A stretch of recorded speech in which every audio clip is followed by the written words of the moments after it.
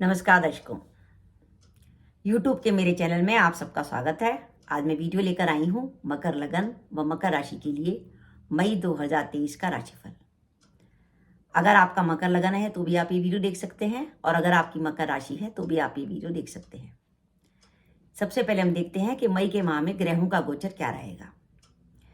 जैसे कि मकर राशि पर इस समय शनि महाराज की 7.5 चल रही है, तो शनि महाराज इस समय मकर राशि में कुटुंब भाव में बैठे हैं। कुंभ राशि में शनि महाराज कुंभ राशि में आपके कुटुंब भाव में विराजमान है।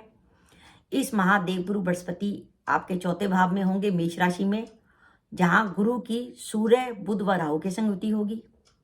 आगे चलकर सूर्य आपके पंचम में चले जाएंगे। माह के आरंभ में आपके छठे भाव में मंगल व शुक्र की युति होगी और आगे चल के मंगल जो है वो अपनी नीच राशि में आपके सप्तम में चले जाएंगे और आपके दशम भाव में केतु विराजमान है। ये ग्रहों की स्थिति है मकर लगन व मकर राशि के लिए। मकर लगन व मकर राशि के लिए वर्तमान में जो पोजीशन चल रही है उसके लिए मैं आपको एक बात कहना चाहती हूँ। कुंडली में हमारी जो दशाएं हैं वो ये तो बताती हैं कि हमारे संग क्या होने वाला है, लेकिन कुंडली में जो ग्रहों का गोचर चल रहा होता है वो भी कोई संकेत दे रहा होता है।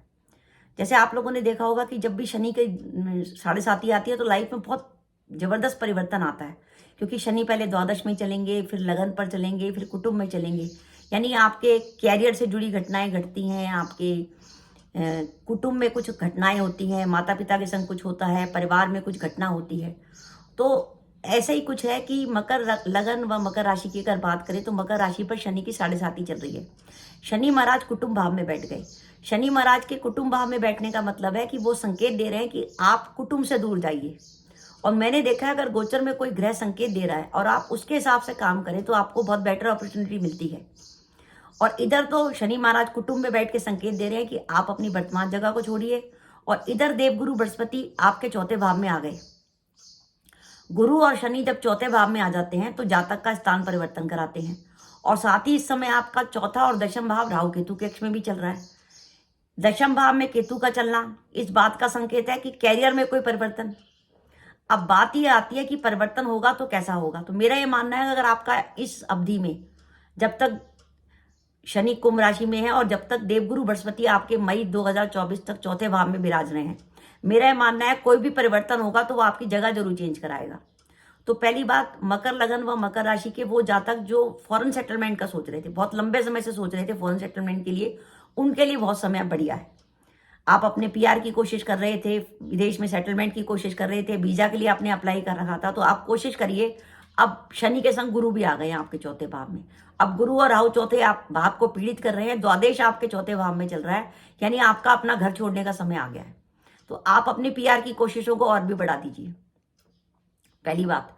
दूसरी बात, जो लोग जॉब की तलाश में हैं और उनको जॉब नहीं मिल पा रही, तो मैं उनसे कहूंगी कि अपने जन्म स्थान से दूर जॉब ढूंढे, तो जॉब मिलने की संभावनाएं उनकी बढ़ जाएंगी। साथ ही वर्तमान में वो जो लोग अपनी जॉब को बदलना चाहते हैं, अगर उन्हें जॉब दूसरी जगह मिलती है, जिस जगह पे रह रहे हैं उस जगह से दूसरी जगह पे जॉब मिलती है, तो वो बेटर अपॉर्चुनिटी मिलेगी, इसका ध्यान रखिए। और अगर आप सरकारी नौकरी में हैं तो आपके ट्रांसफर की भी संभावना बनती है। अब वो ट्रांसफर आपका कितना बढ़िया होगा वो निर्भर करेगा वर्तमान में कुंडली में दशाएं कैसी चल रही हैं।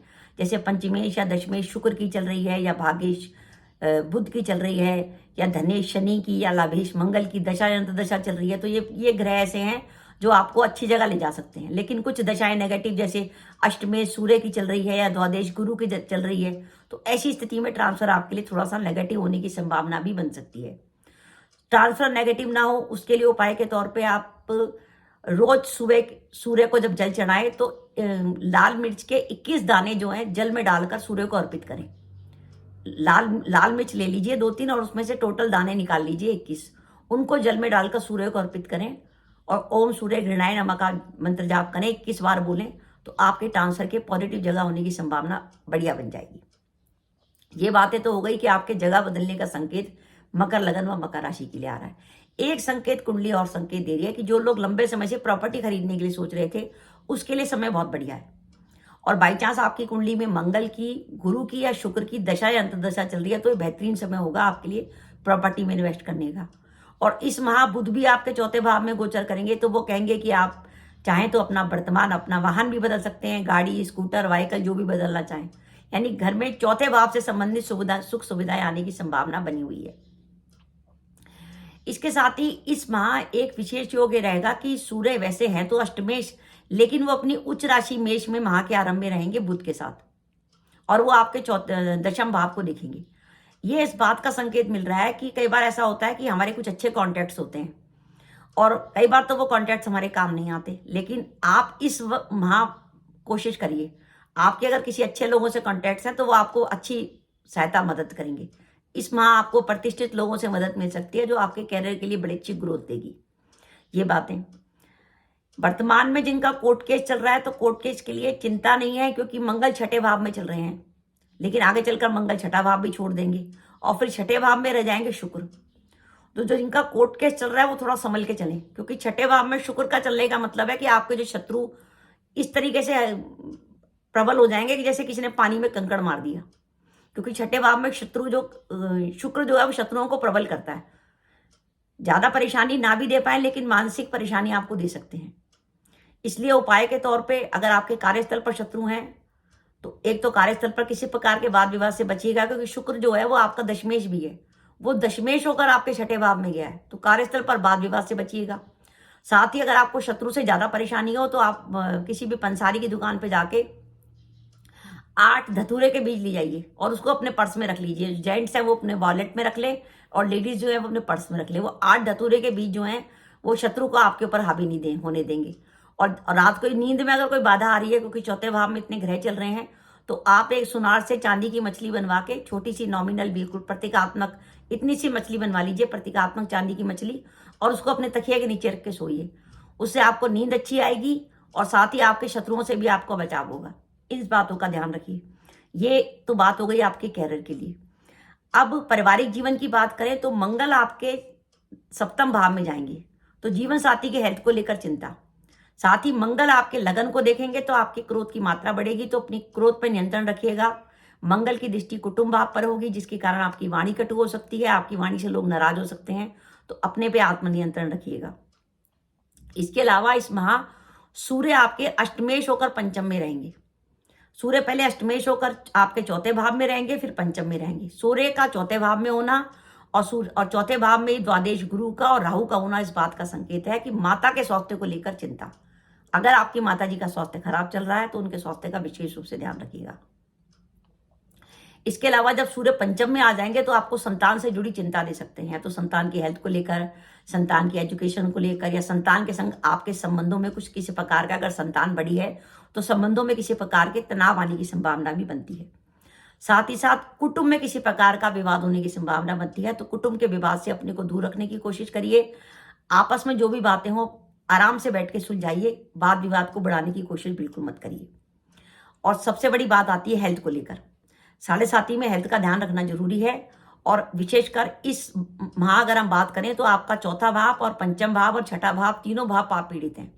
पहली बात, आप मकर लगन व मकर राशि के जातक हैं और आपकी उम्र 60 से ज्यादा है और आप किसी लंबे समय से कोई दवा खा रहे हैं, तो पहली बात तो अगर आप हार्ट पेशेंट हैं तो आपको ध्यान रखने की जरूरत है। अगर आपको डायबिटीज है, शुगर है, तो ध्यान रखने की जरूरत है। अगर आपका ब्लड प्रेशर बढ़ता है तो ध्यान रखने की जरूरत है। आंखों से जुड़ी कोई बीमारी आपको परेशान कर रही है, या आपके डाइजेशन में कोई प्रॉब्लम है, पेट से जुड़ी प्रॉब्लम है, तो इन सब चीजों का थोड़ा सा ध्यान रखिए। और क्योंकि शनि की साढ़े साथी चल रही है तो शनि महाराज का कुछ ना कुछ उपाय करते रहिए। सबसे बढ़िया उपाय यह है कि आप हर शनिवार को शनि मंदिर जाएं, एक कटोरी में सरसों का तेल लें, उसमें एक सिक्का डालें और उसमें अपनी छाया देखें और शनि महाराज को चढ़ा दें, तो उससे भी आपके लिए काफी हद तक पॉजिटिविटी आएगी, क्योंकि आपकी जो नेगेटिविटी है वो आपकी छायादान में निकल जाएगी। और साथ ही आप किसी गरीब व्यक्ति को, जो बूढ़ा हो, बिल्कुल लाचार हो, उसको आप कुछ उड़द की दाल की कचौड़ी या कुछ पैसे भी दे सकते हैं शनिवार के दिन। या वो ऐसी जाति से हो जो सफाई वगैरह का काम करते हैं, उसको भी आप शनिवार के दिन अगर आप कुछ पैसे देते हैं तो उससे भी आपको बहुत अच्छा लाभ होगा। ये सब तो चीजें हैं आपके लिए। अब इसमें बात देखिए कि कैरियर में बदलने के लिए मनाही नहीं है कि कैरियर आप नहीं बदल सकते, लेकिन सोच के बदलने की वाली बात है कि इस समय ग्रोथ आपको बाहर की तरफ मिलेगी और आप देखेंगे आपके पास ऑप्शन भी बाहर की तरफ आएंगे। मेरा ये मानना है, आपका कैरियर कुछ भी हो, ये समय गुरु आपकी जगह बदलवाएगा जरूर, ये मैंने हमेशा देखा है। तो अब हम देखें कि इस माह की हमारे लिए शुभ तिथियां कौन सी रहेंगी, जब हम इसमें अपना कहीं इंटरव्यू के लिए ट्राई करें, कहीं PR के लिए अप्लाई करें, या किसी बड़े आदमी से मुलाकात करनी हो, जब क्योंकि चंद्रमा हमारा पॉजिटिव होना चाहिए, वो दिन कौन से होंगे जब चंद्रमा बिल्कुल बढ़िया होगा, हमारे काम होने की संभावनाएं बढ़ जाएगी। वो दिन होंगे 4 व 5 मई, 6 व 7 मई, 10 व 11 मई, 14 व 15 मई, 16 व 21 मई, 22 व 23 मई, 24 व 25 मई व 31 मई। ये पॉजिटिव डेटें हैं हमारी कि हम कुछ भी प्लान करते हैं, कुछ भी नया करने का सोच रहे हैं, कुछ खरीद रहे हैं, कोई एग्रीमेंट कर रहे हैं, मकान की डील कर रहे हैं, वाहन ला रहे हैं, इन सब चीज़ों का ध्यान रखिए तो आपके लिए बढ़िया रहेगा। अब हम बात करें उन दिनों की जो कुछ परेशानी भरे हो सकते हैं। वो दिन ऐसे होंगे जब आपको सावधानी रखनी है अपनी हेल्थ को लेकर, अपने शत्रुओं से बच के रहना है, किसी प्रकार के वाद विवाद से बचना है और कोई महत्वपूर्ण काम इस समय नहीं शुरू करना, क्योंकि उस समय चंद्रमा आपका नेगेटिव होगा। तो मई के माह में आपके लिए सावधानी के दिन है 1 व 8 मई, 9 व 17 मई, 18 व 26 मई व 27 मई। तो दर्शकों, ये मेरा वीडियो था कि मकर लगन व मकर राशि के लिए मई का माह कैसा जाने वाला है। मुझे लगता है कि मकर राशि के जातकों की जिंदगी में कुछ परिवर्तन आने वाला है। या तो आपकी जॉब में परिवर्तन होगा, या आपका ट्रांसफर हो सकता है, या आपका वर्तमान रहने की जगह बदलेगी, या आप एक देश छोड़ के दूसरे देश में जाएंगे। पर साढ़े साथी का कुछ ना कुछ उपाय जरूर करते रहिएगा, जिसको शनि महाराज आपसे प्रसन्न रहे और आपकी साढ़े साथी का समय अच्छा जाए। तो दर्शकों, ये मेरा वीडियो था, आपको कैसा लगा प्लीज़ कमेंट बॉक्स में कमेंट करके बताइएगा। इसके साथ ही अगर आप मेरे चैनल पर पहली बार आए हैं और आपने मेरा चैनल अभी तक सब्सक्राइब नहीं किया तो कृपया मेरा चैनल सब्सक्राइब कर दें, साथ ही बेल आइकन को भी दबा दें, जिससे जब भी मैं अपनी वीडियो अपलोड करूं उसके नोटिफिकेशन आपको मिल जाए और आप मेरा वीडियो देख सकें। इसके साथ ही नमस्कार दर्शकों, जय माता दी।